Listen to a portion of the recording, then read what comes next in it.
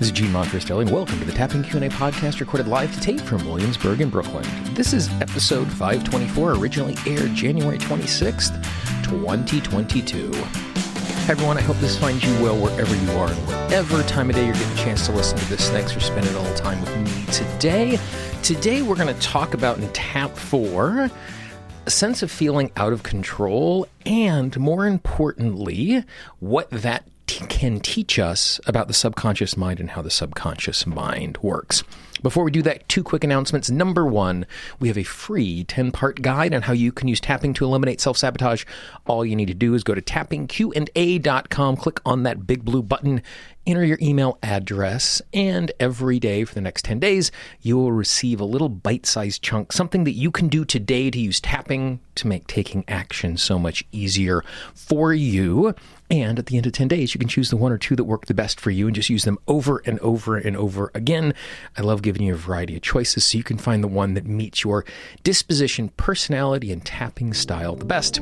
Secondly, I want to send a big shout out to all of the supporters of the Tapping Q&A podcast. These are people who voluntarily support to ensure that the podcast is created in a high quality way so you can keep getting these amazing resources. All the folks who support the podcast get some amazing thank you gifts and a bunch of unannounced bonuses from time to time. If you'd like to be a supporter of the podcast as well, all you need to do is go to tappingqa.com/support. You can sign up to support the show, receive some amazing gifts, and thank you to all the folks who choose to support the podcast. So earlier this week, I was having a conversation with some clients of mine, and they were talking about, it's a couple, and they were talking about how when they find themselves in situations where things are out of control, how easy it is to kind of emotionally spin from that and not respond in a good, thoughtful way. And that makes a lot of sense because when we are out of control, or when it feels like something is out of control, the emotion of overwhelm makes perfect sense because we are overwhelmed by what is going on and there's nothing we can do about it. But the reality is that the subconscious mind, and again, I keyed this at the top of the show and how we understand this, the subconscious mind likes to do things in a very black and white way. And the reason why the subconscious mind does things in a very black and white way is it requires very little energy to say something is good or to say something is bad. That every single time we think, every single time we process, every single time we try and make a decision, we're using a huge amount of energy. Thought takes so much energy. Some studies have shown that our 4 to 5 pound brain can use as much as 25% of our energy over the course of the day. That's the reason why when you're like in a class and you're learning something new and it's making you think really, really hard, at the end of it, you can feel like you just ran a marathon because you're exhausted because you used so much energy in that particular process. And so our very primitive subconscious mind is constantly on guard for danger. It's constantly on guard for things that could go wrong. And since 10,000 years ago, we were in a circumstance where we could possibly face real physical peril in a regular way, we needed to save our energy so that in that moment we had to escape from danger, we had the energy to do it. So the way the subconscious mind contributed to that particular process was to make things black and white, was to create habits, was to create rules, was to create patterns, because those take very little energy to process. It takes me very little energy to put on my pants because I'm not thinking, what are these things? How do I put them on? What part of my body do they go on? What do I put in first? Like I just do it. More than likely, you're in a circumstance where you always put a certain leg in your pants first because it's the habit to save energy. So this is a good thing in a lot of circumstances, but what it does is it flattens out our experience and it removes a huge amount of nuance. And so it's really easy when something is going wrong for the subconscious mind to go, everything is going wrong. And so that's what happens when we are in a situation that feels out of control. We go, oh my gosh, I can't control the weather, the airlines canceling a flight, what my 5-year-old is doing in the living room, the fact that the cable company isn't getting back to me to restart my internet. And so when we have a detail, which we do not have control over, the subconscious mind generalizes that into, it is completely out of control and there's nothing I can do. And the reality is, even when we are dealing with things that are outside of our control, we still have control over a number of things. Because the reality is, most of the day, most of the things you interact with, you do not have control over. But when they work out well, we don't think about the fact that these things are out of control. I ask you to help me out. You say yes. That feels like there's some control in there, but I don't have control over your response. You chose to help me. But since it's going as planned, it feels like there's significantly more control than there actually is. And it's really interesting. I've heard lots of people report how they're very good at driving and they're very bad at being a passenger, particularly in a place like New York City or a busy freeway, because they feel like if they're driving, they're in control. And the reality is they're in control of the vehicle we're in, but they're not in control of all of the other drivers around us. So there's a huge amount of not in control, but when I'm driving, I'm able to focus on what I am in control of.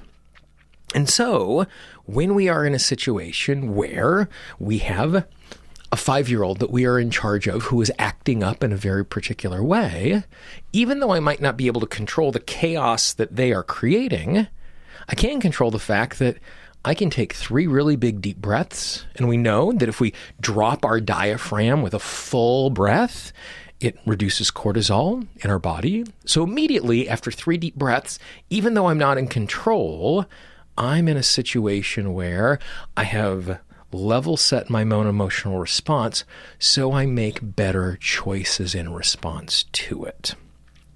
And so there's a couple of things that we can do.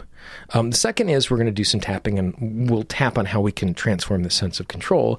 But the first is to recognize the power of fire drills. And I talk about this a lot. Basically, all we're doing when we're doing a fire drill is we're practicing something ahead of time so that when we get into a situation, we know how to respond. My grade school had a fire. 550 kids got out of there without an issue because we'd done fire drills at the beginning of the year and we just knew what to do. It wasn't, even though there was smoke in the hallways, there was no pressure because we knew exactly what to do and how to navigate the situation. And so if there are situations where you feel like you are out of control because of something that a coworker does, that a vendor that you interact with in the world, that your child does, anything where you feel like you are out of control, imagine ahead of time being in that situation, or look to your history in those situations where you were overcome in that particular way, and practice in your head being in that situation and making a choice where you're recognizing what you control over. For me, a lot of times, the way I recognize it is I just say it out loud. Right now, I feel out of control because the person I'm trying to interact with is having a really bad day and they're responding out of their emotions, and I'm catching the shrapnel of that. As I approach them, I'm going to approach them gently so that I can respond to what is going on in a way that is good and useful. So by saying that out loud, I immediately reset my resource state as I'm interacting with this person. By doing it as a fire drill ahead of time, I put myself in a situation where I'm much more likely to remember the tool of speak out loud what you are experiencing so that you're able to respond to that in a more emotionally level set way. Now, a little tapping, help us when we are out of control. You can do this right now because it's going to help set you up the next time you're out of control, or you can reach for this when you are in that particular situation. So tap on the side of the hand, take a nice big deep breath for me. Take another nice big deep breath. And just move from point to point. I recognize the fact there are times in which I feel like I am out of control. Because there are things in my environment which I do not control. And because there are things that I do not control,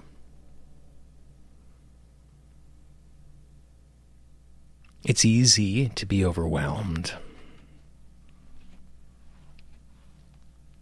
It's easy to feel like I am at the whims of others.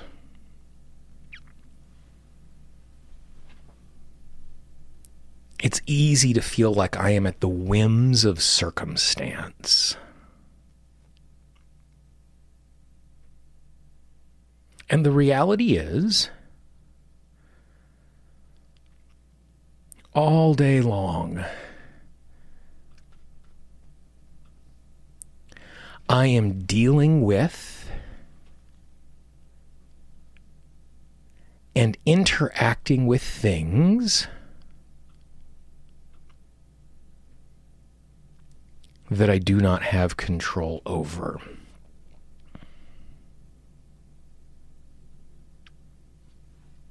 I am interacting with and dealing with situations that I do not have control over. But the reality is, I am always in a situation where I can control my response. I can transform my thoughts. I can transform my emotions. And if I do that, everything becomes easier. I feel better. I feel more comfortable. I feel more capable.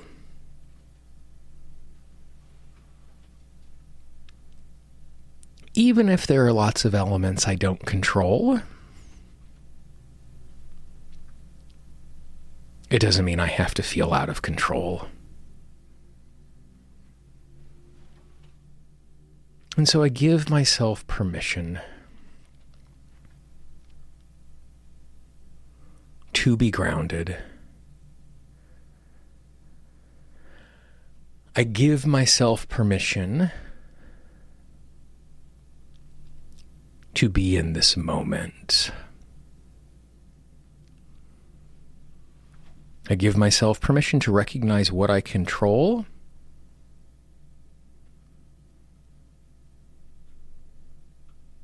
and how that is a useful thing. Nice big deep breath.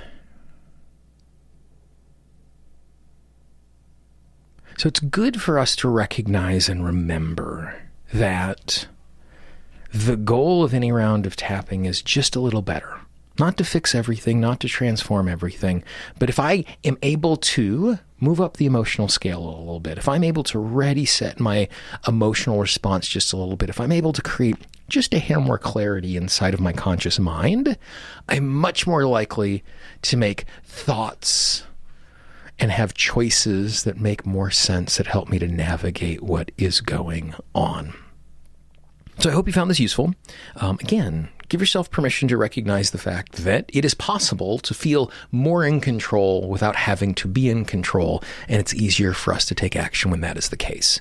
If you found this little conversation in the tap along useful, please pass it along. There might be one or two people in your life who would really appreciate this. The highest compliment you can pay me is to share my work with other people. And the reality is our marketing budget is your word of mouth. There might be one or two people today who will really appreciate a conversation like this. Even if you send them a note saying, hey, I was thinking of you, and they don't listen to the audio, the fact you reached out is going to make their day a little better. So reach out to someone and say, hey, I'm thinking about you. You might find this useful. If you haven't done so already, please subscribe to the podcast. Remember, in podcasting parlance, subscribe is free. You can get the show on Apple Podcasts, Google Podcasts, Pandora, Spotify, Audible, Amazon Music, basically everywhere you find audio online. Just search for Tapping Q&A. Make sure you click follow, click subscribe, whatever the button is in the app that you are looking at. And most importantly, turn on the notification. So each time a new episode comes out, you are notified right away. If you got a question, you got a comment, if you have a guest you'd like us to feature in the future, I'm getting ready to do a whole bunch of interviews for here in the spring. I would love to hear from you. I can always be reached at support@tappingqa.com. Even though the email is a support email, I am the support team. I hear all of them. By sending it to that place, I'm much more likely to see it and not have it lost in my inbox. So that's support@tappingqa.com. For the Tapping Q&A podcast, this is Gene Montrastelli. I hope you have a great day, and I will talk to you real soon. Bye-bye. The Tapping Q&A podcast is copyright Gene Montrastelli Tapping Q&A. All views expressed by guests are those of the guests and not necessarily of Gene Montrastelli and Tapping Q&A.